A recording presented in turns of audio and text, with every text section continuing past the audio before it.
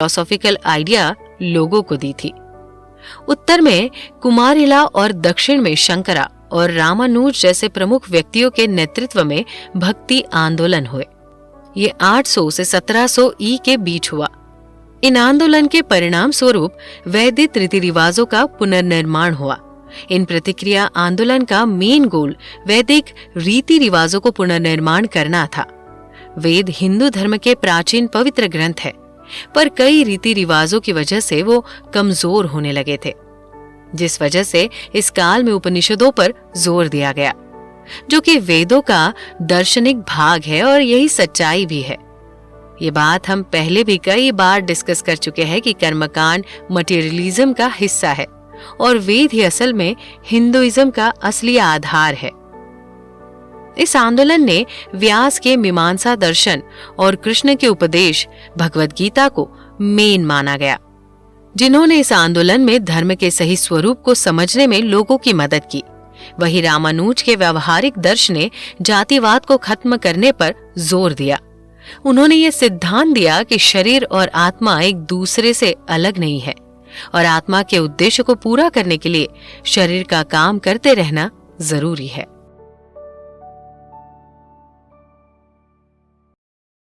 Series के पिछले episode में हम स्वामी विवेकानंद के जरिए सुने कि किस धार्मिक परिवर्तन ने इंडियन सोसाइटी को एंशिएंट और अर्ली मिडिल एज आकार दिया। पर हम सभी जानते हैं कि भारत का इतिहास इन्वेडर्स के बिना अधूरा है। तो चलिए एवोल्यूशन ऑफ इंडिया के पार्ट 2 में स्वामी विवेकानंद से जानते हैं कि मॉडर्न इंडिया की शुरुआत कैसे हुई और कैसे इतने हमलों के बाद भी भारत ने अपनी ग्लोरी नहीं खोई। भारत में अर्ली मिडिल एज पीरियड में कई दार्शनिक हुए जिन्होंने समाज को रिलीजन को सही तरह से प्रैक्टिस करने और वैल्यूज पर फोकस करने का ज्ञान दिया, और ये एवोल्यूशन नॉर्थ और साउथ दोनों में हुए। लेकिन जहां साउथ इन दार्शनिकों के पदों पर चलने पर कामयाब हो पाया, वहीं नॉर्थ में बार बार हो रहे आक्रमण में यह विचार गुम होने लगा। 712 ई में भारत में पहला इस्लामिक इन्वेजन हुआ था। उस समय भारत सब कॉन्टिनेंट में सिर्फ हिंदुइज्म, बुद्धिज्म और जैनिज्म यही रिलीजन प्रैक्टिस किए जाते थे और लोगों का ध्यान सिर्फ स्पिरिचुअलिज्म पर था।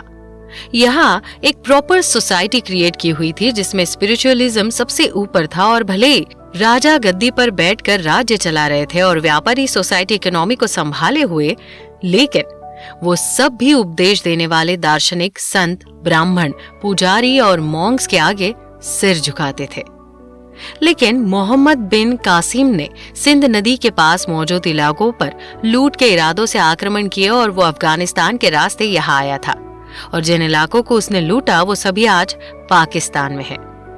और फिर इसके बाद मोहम्मद गजनवी भारत आया जिसने हमें 17 बार लूटा, और फिर मोहम्मद गौरी ने दिल्ली में अपनी सल्तनत बिठाकर यहाँ पर इस्लामिक एम्पायर की शुरुआत की। इन इन्वेजन पर स्वामी विवेकानंद का कहना था, उत्तर भारत कई सालों तक किसी बाहरी खतरे से बेफिक्र होकर सोता रहा और फिर उनकी नींद टूटी जब मुस्लिम्स ने यहाँ पर हमला करना शुरू किया। वहीं जबकि दक्षिण भारत में शंकराचार्य और रामानुज के विचारों को फॉलो करके कई रेस एक साथ आई और पावरफुल एम्पायर्स की शुरुआत हुई, और धीरे धीरे साउथ इंडिया उन रेफ्यूजीज का घर बन गया जिनके रिलीजन और सिविलाइजेशन को नॉर्थ में इन्वेडर्स के जरिए खत्म किया जा रहा था। मुस्लिम इन्वेडर्स ने साउथ को इन्वेड करने के लिए कई सेंचुरीज लगाई, पर वो इसमें पूरी तरह कामयाब नहीं हो सके। यहाँ तक कि जब पावरफुल मुगल्स ने इन्वेजन करने की कोशिश की तो उनके घोड़े और सिपाही दक्षिण भारत के पहाड़ों और पठारों को पार करने में फेल रहे। वहीं नॉर्थ इंडिया में मुस्लिम्स इन्वेडर्स के जरिए एग्जिस्टिंग सिविलाइजेशन को डिस्ट्रॉय किए जा रहे थे। उस टाइम कई अलग अलग कम्युनिटीज एक साथ आई और इस इन्वेजन में अपने रिलीजन को खत्म होने से रोका, जिसकी वजह से सोसाइटी में इन सिविलाइजेशन में स्पिरिचुअल इक्वालिटी दोबारा देखने को मिली। जैसे रामानंदन, कबीर, दादू, चैतन्य और नानक सभी की फिलॉसफी समाज और रिलीजन को लेकर अलग थी, लेकिन इन सभी इस डिफरेंस के बावजूद भी सोशल इक्वालिटी पर जोर दे रहे थे।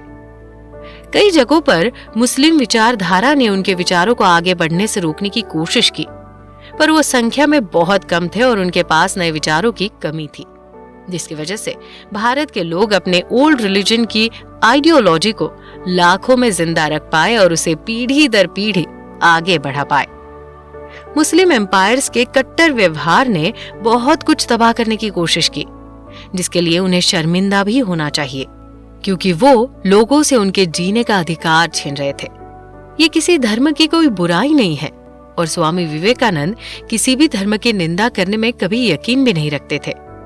यहाँ पर उनके इन शब्दों का मतलब सिर्फ इंडियन हिस्ट्री के एवोल्यूशन के बारे में बताना था, जिसमें मुस्लिम एम्परर्स का इन्वेजन इंडियन सब कॉन्टिनेंट में एवोल्यूशन और विचारों में आए बदलों के जरिए पनपी रेसेस के लिए डार्केस्ट पीरियड में जाना जाता है।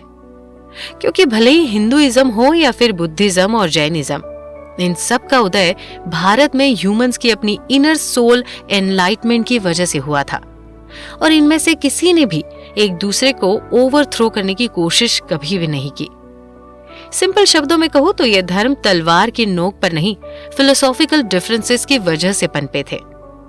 साथ ही बुद्धिज्म का प्रसार पूरी दुनिया में भी फिलोसॉफिकल अवेयरनेस के जरिए ही हुआ। जिन देशों ने इसे अपनाया उन पर किसी बुद्धिस्ट मॉन्क या फिर किंग ने जाकर इन्वेजन नहीं किया और ना ही उन्हें ऐसा करने के लिए फोर्स भी किया, बल्कि खुद अलग अलग देशों ने इन्फ्लुएंस होकर बुद्धिज्म को अपनाया। पर भारतीय सब कॉन्टिनेंट में इस्लाम का उदय इन्वेजन की वजह से हुआ और कई मुस्लिम इन्वेडर्स ने अपने आइडियोलॉजी को स्प्रेड करने के लिए अवेयरनेस का नहीं बल्कि फोर्स का रास्ता चुना। स्वामी विवेकानंद इस बारे में कहते हैं कि जिस वजह से मुस्लिम इन्वेडर्स भारत में अपनी जड़ें जमा रहे थे, उसी समय एक और धर्म का उदय हुआ और वो था सिख धर्म, जिसकी स्थापना गुरु नानक ने की थी और इसके आखिरी गुरु गुरु गोविंद सिंह थे, जिन्होंने इसे नॉर्थ इंडिया में फैलाने का काम किया। सिख और मराठा साम्राज्य के उदय का सबसे बड़ा कारण भी स्पिरिचुअल एस्पिरेशन था और इसलिए आपको इंटेलेक्चुअल ग्लोरी मुगल दरबार से ज्यादा मराठा के पूना दरबार और सिखों के लाहौर दरबार में देखने को मिलती है। और इन दोनों ही साम्राज्य के मुगलों के साथ कई जंगें हुई। ये वॉर्स हिस्ट्री में हमें लैंड के लिए लगती है, पर एक्चुअल में ये आइडियोलॉजिकल फाइट्स थी, क्योंकि रहने वाली ज्यादातर सिविलाइजेशंस ने कभी मुगल्स को अपना हिस्सा नहीं माना और हमेशा उनसे सिर्फ नफरत की है। और इसी वजह से कंफ्यूजन का पीरियड शुरू हुआ जब फ्रेंच और इंग्लिश ट्रेडर्स भारत में व्यापार करने के लिए आए। इनमें से कईयों ने इनके साथ हाथ मिलाया क्योंकि वो मुगलों को अपना दुश्मन समझते थे। वो गलत थे या सही, इस पर बहस नहीं करते हैं, पर ये जरूर है कि मुगल और दूसरे रेसेस के किंग्स के बीच का आपसी डिफरेंसेस किसी और के लिए फायदेमंद साबित हुआ। और जब तक सारे राजाओं को ये समझ आया कि उनका असली दुश्मन कौन है, इंग्लैंड भारत को अपने कब्जे में ले चुका था। स्वामी विवेकानंद के मुताबिक शुरुआत में ब्रिटिशर्स ने भी भारत को शांति और लॉ एंड ऑर्डर से रूल करने की कोशिश की, पर धीरे धीरे एंशिएंट सिविलाइजेशन की आवाज फिर से उठने लगी। ब्रिटिश रूल्स के दौरान कई रिलीजियस मूवमेंट्स हुए, ठीक वैसे ही जैसे मुस्लिम एम्पायर के दौरान हुए थे।